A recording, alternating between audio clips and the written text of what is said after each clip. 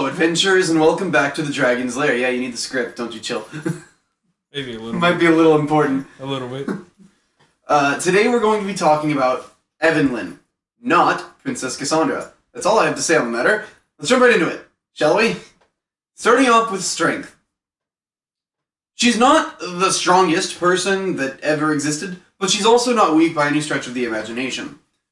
There are really only two scenes that come to mind with it.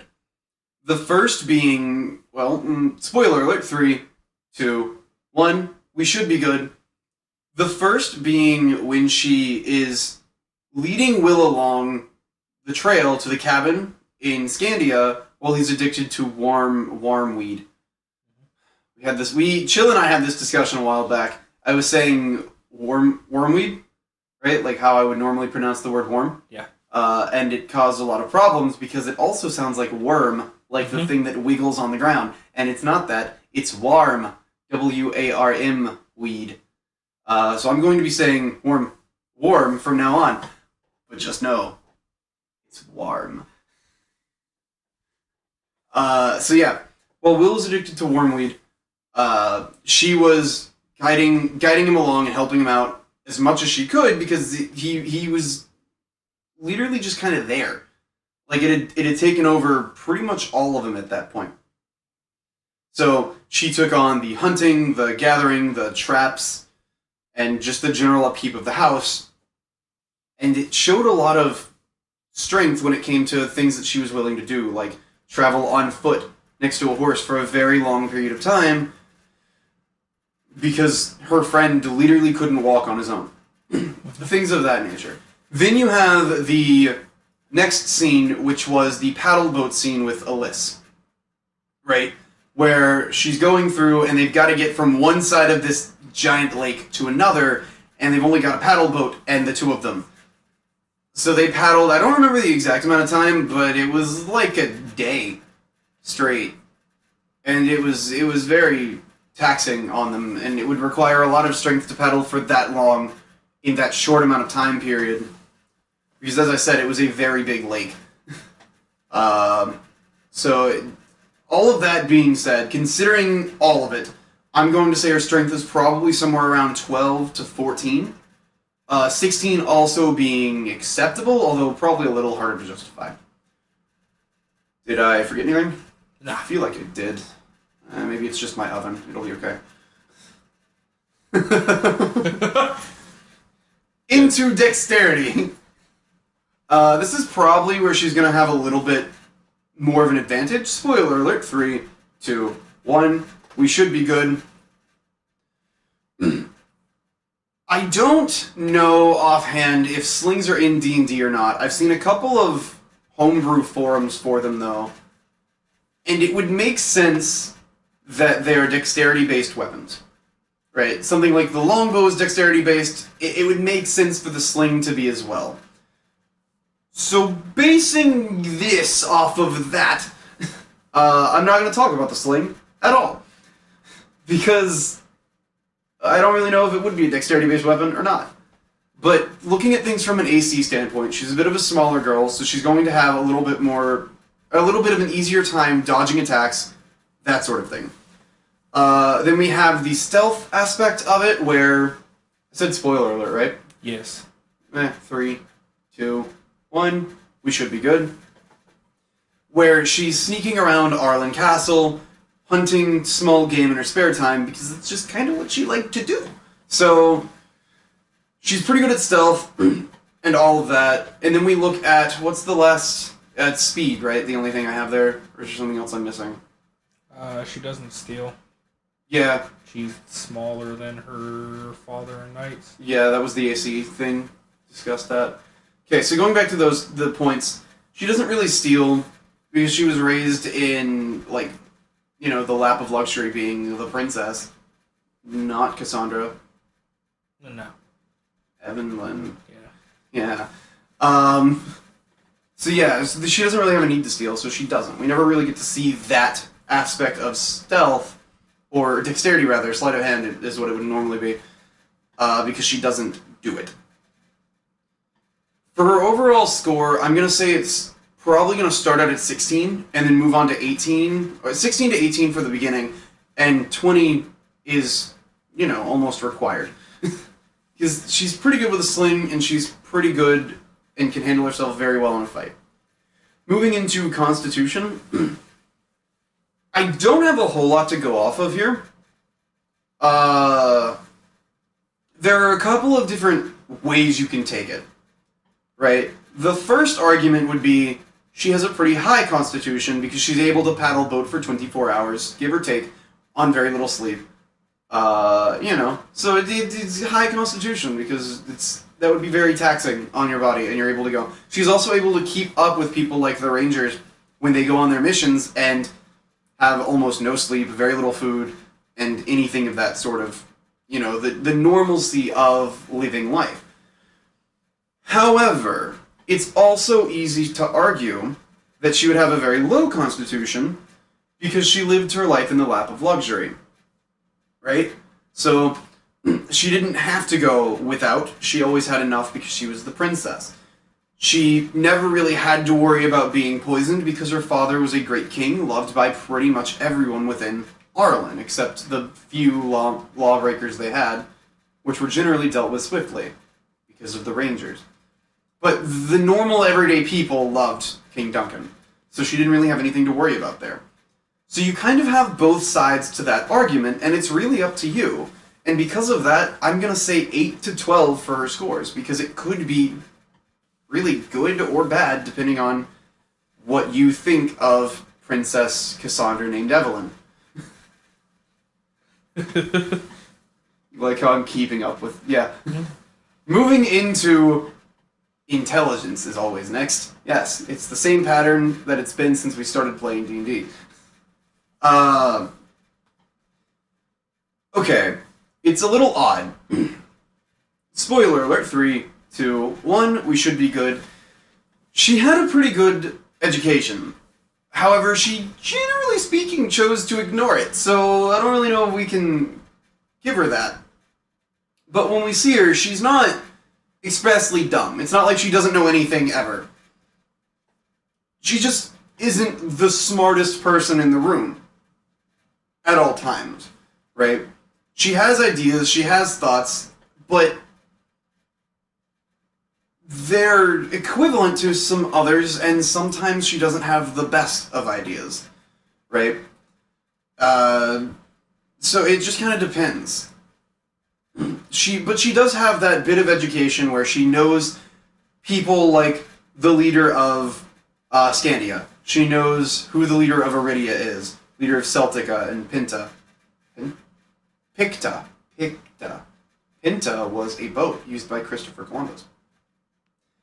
Picta is the country in the books. Nice. So yeah, all in all, I'm gonna give it to her saying that she's higher than 10, but she's not super high. I'm gonna say 12 to 14 kind of makes sense. Because she does have bits of information, she's just not the smartest person in the room at all times, if that makes sense. Moving into wisdom, I would argue here she has a little bit more of an advantage. Spoiler alert, 3, 2, 1, we should be good. She's able to put things into action pretty easily most of the time. Now, a lot of the times the physical things get left to the guys, Will and Horace, but even then, you have the time she paddle sailed across the lake in a day. Brought this up quite a few times. But she's able to do that. They were debating the best course of action, and, well, she did it. After a lengthy discussion between Alyss and Horace and herself, it was a long thing. She's able to come up with ideas, and she's able to do what needs to be done. At some points, even going back to an earlier book with Will and the wormweed, she was able to pretty much course correct, if that makes sense. Where she was going, trying to find the cabin, she kind of got lost and managed to bring herself back onto the path because of just the way she knew how to navigate naturally through going through the forest and hunting. So you have scenes like that where it's like she doesn't always know that she's able to do it, but she's able to do what needs to be done and put things into place that need to happen to get where she needs to be. Even something as simple as knowing, like, being able to track animals and remember where she set up traps for the animal she was hunting. Those sorts of things, which are technically in D&D wisdom-based checks. So, all in all, I'm going to say that her wisdom is a little higher. Probably somewhere between 14 to 18 being the ending score. Moving into charisma. There's some good and bad here. Spoiler alert, 3, 2, 1. We should be good. The good is she would know how to communicate with people, she would know how to problem solve and that sort of thing, because she is technically the princess of Arlen. Right? She would be able to communicate with the other leaders of the world and have those conversations, debates, and solve essentially what would be problems between their nations, as well as solve the problems of her people, of her citizens. Then we have one scene that really sticks out to me here. I don't remember the exact book number, but it was in one of the Nihon Job books. I said spoiler alert, but I'm going to do it again. 3, 2, 1. We should be good. Where she and Alyssa were paddle boating across the lake in a very small amount of time. I think I brought it up in every stat. Or pretty much. Maybe dexterity missed out. And intelligence possibly. But yeah, it's been a good number of them.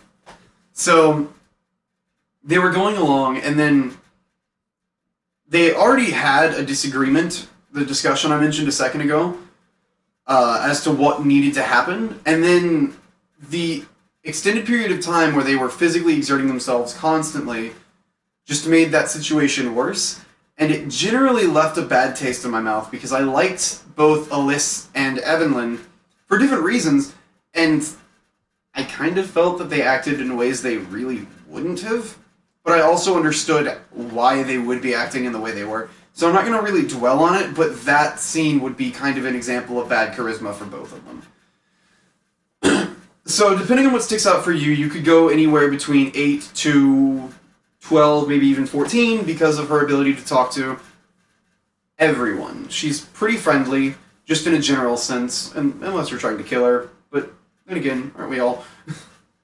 And then she would have the ability to talk to people of leadership positions and problem solve like that. But there are also instances of bad charisma on her end. So it's really your call. As for the builds, starting off with a straightforward build, she's obviously going to be a human, right? I went with the normal human to get +1 to every stat because she was a pretty all-around style character. As for the class, hear me out. Bear with me. I went with Ranger. No, I didn't. I went with Rogue. Yeah. I went with the other one. So, Rogue, specifically it was Scout, I believe. Mm-hmm. Yes. So, I did this because of her ability to maneuver around and deal damage to things very quickly, right? In Book 3, she is stealthing around a lot and hunting for herself and, I'll say, her party. Although it's pretty easy to figure out who her party is. So yeah, with the Scout, you get the ability to move away from your enemies as a reaction. You get the ability to, what else does it say? Deal more damage to more things, but what does that... Does it specify anything as to what that means? No.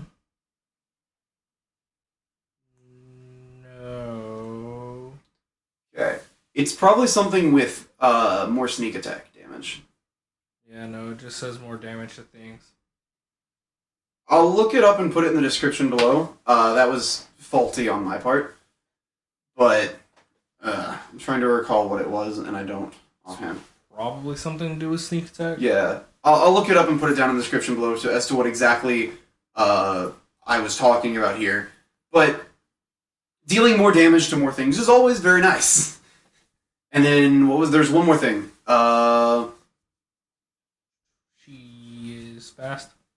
She's fast. Oh, she probably gets something like advantage or plus something to initiative. She's able to act quickly in combat. Mm-hmm. That's what it was. She gets advantage on initiative rolls. Probably when she's stealthed. But I'll look that up as well and put it down. I'll be a lot more specific in the description below. So yeah, moving past that to the conceptual build. I can see her as a wood elf. It just kind of makes sense, given the landscape of Arlen and the ability to kind of go unnoticed at times. However, because of the way we meet her, I can also see her as a changeling, which gain +2 to charisma and a few skills. What are the skills I said? +2 to charisma, proficiency, and skills. I would go with insight and persuasion. Insight and persuasion, just in case you couldn't hear it, for your proficiencies. From there, changelings also gain the ability to change their appearance at will. Kind of obvious with a name like Changeling, but you know. From there, the class I went with, I would go with Druid. What did I give a specification? Which type? Probably land or forest, depending on. Forest and grassland both make sense. Yeah, forest and grassland. Because of the surroundings of Arlen Castle and the general landscape of Arlen as a whole. Anything else there? Something a little more stabby. Yes, so we're moving into the next. Cool. If you would like to play something a little more stabby, you can also go with Ranger. Just be careful not to encroach too much on the actual Rangers, if, you know, for the Ranger's Apprentice. Yeah. For that, you would go with forest, grassland, and then Arctic or coast. Depending on what scenes stuck out most to you. Arlen has a coastland, so that would make sense. However, there are also parts of Arlen that are a little colder, and she does spend a lot of time in colder environments. I would go with Arctic, specifically because of books 3 and 4. But that's my personal opinion. You can do what you would like. From there, help me out with the specific Ranger things. Cool. Favorite enemies. So, favorite enemies are going to be humanoids and probably beasts because of hunting and things of that nature. Is there a third? Monstrosity or plants? Yes, because monstrosities are bigger beasts for the most part. That's going to be... Some people are going to have opinions about that. But they really kind of are. That's fair. But, you know, only to an extent. Because, like, yeah, sure, they're not lions, but you're telling me a chimera isn't just a big beast? Come on. But yeah. And in plants, it makes sense because hunter-gatherer sort of thing kind of goes along with that as well, where she's going through the woods hunting. She could also be gathering things in the process. It would be very nice. Favored terrain, right? Already talked about that. No. Did. Oh, that was the art. Yeah, that was the... Okay, cool. And then you have... There's the fighting styles, right? Fighting style. Hit me up with it. It's the archery and or thrown weapons, correct? Yep. Depending on whether or not a sling counts as a thrown weapon, and if that's the case, then hey, thrown weapons. But if not, you would probably go with archery. I feel like there's one more thing that we're forgetting there. Archer type? Yes, archetype. Yes. It's because it's a fighting style archetype is what it is. So yeah. What? Hunter. Oh, and then we do the breakdown. Okay, cool. So go ahead and run through the first one there. Colossus Slayer. So that gives an extra 1d8 to already damaged or below maximum hit point characters. Mm-hmm. You gotta be very careful there because some characters may have temp HP, which technically wouldn't necessarily bring them down to below their max HP. From there, it was... Steel Will. which makes you gives you advantage on being saves against being frightened. Yep. Or if you already have that, there was Escape the horde, which means attacks of opportunity have disadvantage to hit you. Mm-hmm. I like how I'm remembering these after you give me the name. volley. Okay, this is an interesting one. This is what Nathan tried to use against us. Remember? Mm-hmm. Yeah. So what that does is it allows you to make an attack, a single attack against everyone within a point, or within 10 feet of a point you can see that is within range, right? Everything else acts as normal, so that would take up your action, right? But you get one attack on everyone within the 10 feet of that point. You have to beat their AC to hit, and you deal individual damage, I believe, to each of them. I don't believe it's one roll for all of the strikes. I think you roll each individual strike. Although that could theoretically be DM's discretion. Did I miss anything with that? Evasion. So I didn't miss anything with that. Oh no, not with volley. Okay, cool. So evasion, I think we should all know what that does by now, but essentially, to specify, it gives you half damage on a failed save and no damage on a successful dexterity saving throw. It's very important to specify the dexterity saving throw, because then you get people out there that are like, half damage on a save, but your save was wisdom, but half damage on a failed save. No, dexterity. So, yes. Anything left for the ranger class? No. Yes, backstories first. Mm-hmm. Princess Cassandra, also known as Evanlyn, was raised in Arlen Castle and grew up the princess of Arlen. Well, she was out one day. She was out on kind of a trip to Celtica when her party had been attacked by one of Morgorath's units. Narrowly escaping, she came across a group of rangers and a knight, two of whom were still in training. They promised they would help get her back to Arlen after they recognized that she was an Arlen citizen. However, they did not know that she was actually the crowned princess, Cassandra. She had lied about who she was, claiming her name was Evanlyn instead. On their way back, they discovered one of Morgorath's plans for invading Arlen. This is where her story begins. As for items and animals, there wasn't really anything she had. So, that is all I have for you fine adventurers today. A simple reminder to like and subscribe if you enjoyed what you saw and heard here today, or if you thought it was useful. Also, feel free to leave a comment. I look forward to reading what you have to say. Be on the lookout for my next video, which will be on Guyland. But if you can't possibly wait until then, feel free to check out my Discord or come hang out on Twitch. Other than that, I will catch you all later.